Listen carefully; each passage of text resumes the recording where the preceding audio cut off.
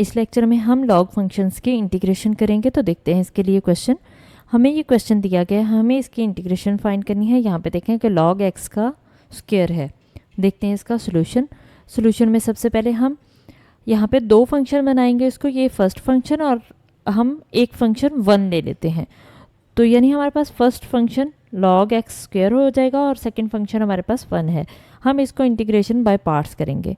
तो इसके लिए हम क्या करेंगे, फर्स्ट फंक्शन छोड़ देते हैं इंटीग्रेशन बाय पार्ट्स में, सेकंड की इंटीग्रेशन यानी 1 की इंटीग्रेशन माइनस इंटेग्रल ऑफ, यहाँ पे 1 ना भी लिखे तो फ़र्क नहीं पड़ता, 1 की इंटीग्रेशन फर्स्ट का डेरिवेटिव। तो यहाँ पे हमारे पास इसकी इंटीग्रेशन 1 की इंटीग्रेशन क्या आ जाएगी, x माइनस इंटेग्रल उसी तरह से 1 की इंटीग्रेशन x आ गई, और log x का स्क्वायर की क्या आ जाएगी, पावर शुरू में जो कि 2 है, पावर शुरू में पावर में से एक कम यानी 2 - 1, यहाँ पे 1 आ जाएगा, जो ना भी लिखें तो फ़र्क नहीं पड़ता। और डेरिवेटिव ऑफ फंक्शन हमारे पास क्या है, log x है। तो log x का डेरिवेटिव कितना आ जाएगा, 1/x इंटू डी एक्स। यहाँ पे देखिए कि ये x इस x से कैंसिल हो जाएगा, x से कैंसिल हो गया। इस x को हम शुरू में भी लिख सकते हैं, इससे फ़र्क नहीं पड़ता।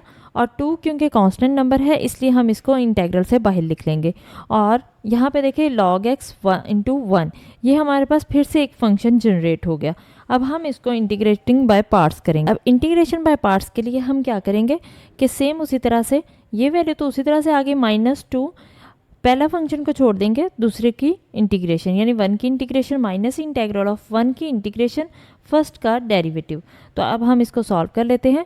हमारे पास log x के उसी तरह से आ गया, 1 की इंटीग्रेशन x हो गई, हमने ब्रैकेट भी खोल दी, साथ ही माइनस माइनस हमारे पास प्लस हो जाएगा, 2 इंटू ये हमारे पास फर्स्ट की 1 की इंटीग्रेशन और सेकंड का फर्स्ट का डेरिवेटिव। फर्स्ट का डेरिवेटिव क्या होगा, log x का 1/x।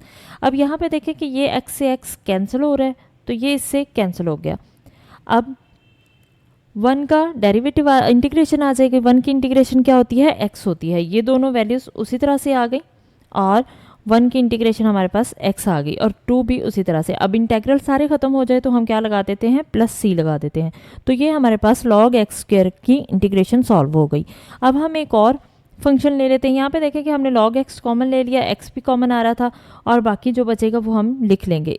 अगर ये स्टेप ना भी करेंगे तो भी ठीक है, अगर कर दें तो भी ठीक है। अब हम सेकंड फंक्शन देखते हैं क्वेश्चन।